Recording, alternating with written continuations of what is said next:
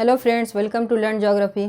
हम लोग coral chapter पढ़ रहे हैं। कोरल में हम लोगों ने अब तक कोरल को पढ़ लिया है कि कोरल क्या होते हैं, इसकी रचना कैसी होती है, और साथ ही ये भी पढ़ लिया है कि कोरल ब्लीचिंग किसे कहते हैं और कोरल ब्लीचिंग के रिसेंट अपडेटेड्स क्या क्या हैं। आज हम लोग यहाँ पर कोरल चैप्टर को कंटिन्यू करते हुए समझेंगे कि कोरल्स कितने टाइप्स के होते हैं, कोरल रीफ्स कितने टाइप्स के होते हैं। तो आज की क्लास शुरू करते हैं। हमारा आज का टॉपिक है टाइप्स ऑफ कोरल रीफ, यानी कि परवाल भित्ति के प्रकार।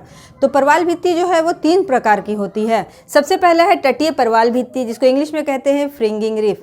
तटीय परवाल भित्ति, जैसा कि नाम है, किसी भी महाद्वीप के तट से लगा हुआ या फिर आइलैंड्स यानी कि द्वीप के तट से लगे हुए जिस परवाल भित्ति की रचना होती है उसको कहते हैं तटीय परवाल भित्ति।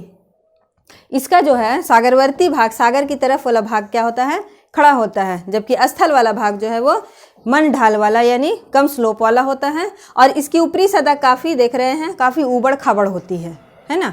साथ ही ये जो कोरल रीफ होते हैं और स्थल एरिन के बीच में जो है वो लेगून्स नहीं पाए जाते, लेकिन कभी कभी जब छिछले लेगून्स पाए जाते हैं, जो छिछले लेगून्स तटीय परवाल भित्ति और स्थल के बीच में जो छिछले लेगून पाया जाता है उसको बोट चैनल कहते हैं। क्या कहते हैं? बोट चैनल कहा जाता है। अगर हम इसकी बात करें कि ये कहाँ कहाँ मिलते हैं, तो सकाऊ द्वीप, दक्षिणी फ्लोरिडा और मलेशिया द्वीप के पास सबसे ज़्यादा तटीय परवाल भित्ति पाई जाती है। नेक्स्ट है हमारा बैरियर रीफ, यानी कि अवरोधक परवाल भित्ति। और अवरोधक परवाल भित्ति एक ऐसी परवाल भित्ति होती है जो सब तरह की परवाल भित्तियों से लंबी और विस्तृत होती है। और इसके ढाल की बात करें तो 45 डिग्री तक इसके ढाल होते हैं, लेकिन कहीं कहीं 15 से 25 डिग्री ढाल भी देखा गया है। ये ऐसी परवाल भित्ति होती है, यानी कि अवरोधक परवाल भित्ति के ये कंटिन्यू नहीं होती, बल्कि ये बीच बीच में टूटी हुई होती है, जिससे सागरीय जल जो है, जिससे ये जो लैगून होता है, यानी जो परवाल भित्ति के बीच में जो छिछला सागर होता है इसको लैगून कहते हैं। तो लैगून का संबंध जो क्या होता है, खुले सागर से हमेशा बना रहता है। तो ये जो गैप होता है, एक कंटिन्यू जो बैरियर रीफ है जो टूटी हुई होती है, तो उस टूटा हुआ जो पार्ट होता है, यानी जो गैप होता है, उस गैप को क्या कहते हैं? हिंदी में ज्वारीय प्रवेश मार्ग, इंग्लिश में इसको टाइडल इनलेट कहते हैं। इससे ये गैप इतना बड़ा होता है कि इससे शिप आसानी से आ जा सकते हैं। ग्रेट बैरियर रीफ, ये दुनिया का सबसे बड़ा बैरियर रीफ है जो ऑस्ट्रेलिया के पूर्वी किनारे पर पाया जाता है और 1920 किलोमीटर इसकी लंबाई है। कोरल ब्लीचिंग में मैंने इसके अच्छे से एक्सप्लेन करके बताया है, आप वहाँ मेरे डिस्क्रिप्शन में जाकर इसका लिंक पे जाकर देख सकते हैं। ये जो बैरियर अवरोधक परवाल भित्ति जो होती है, ये तट से सटी हुई नहीं होती, बल्कि तट और रीफ के बीच में क्या होता है, लेगून्स हमेशा पाए जाते हैं। तो इसी तरह ये जो बैरियर रीफ है, इसका उत्तरी सिरा तट से 80 मील दूर है, जबकि दक्षिणी सिरा तट से 7 मील दूर है। ये तट से सटा हुआ बिल्कुल भी नहीं है। अब बात करते हैं तीसरे प्रकार के रीफ की, तो वो है अटॉल। अटॉल जो है ये आकार में घोड़े की नाल की तरह होता है, घोड़े के पैर में जो नाल ठोका जाता है तो उसी के आकार का ये रीफ होता है। ये अटॉल जो होता है ये 3 प्रकार के होते हैं। एक अटॉल ऐसा होता है जो द्वीप जिसके बीच में द्वीप नहीं पाया जाता, आइलैंड नहीं पाए जाते। ऐसे अटॉल होते हैं जिनके बीच में द्वीप पाया जाता है।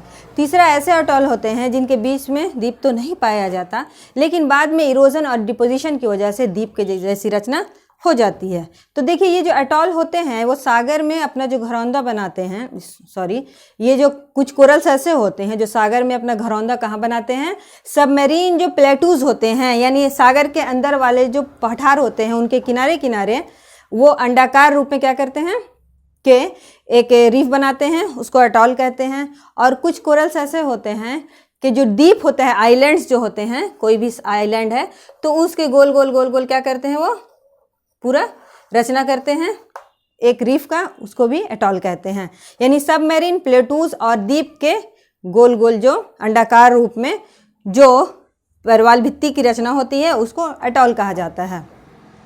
तो ऐसे द्वीप जो अटॉल से निर्मित होते हैं उसको क्या कहते हैं, अटॉल आइलैंड्स कहा जाता है। तो दुनिया का सबसे जो फेमस अटॉल आइलैंड्स है वो है फूराफूटी, जिसको फूनाफूटी भी कहा जाता है। ये दक्षिणी प्रशांत महासागर में स्थित है।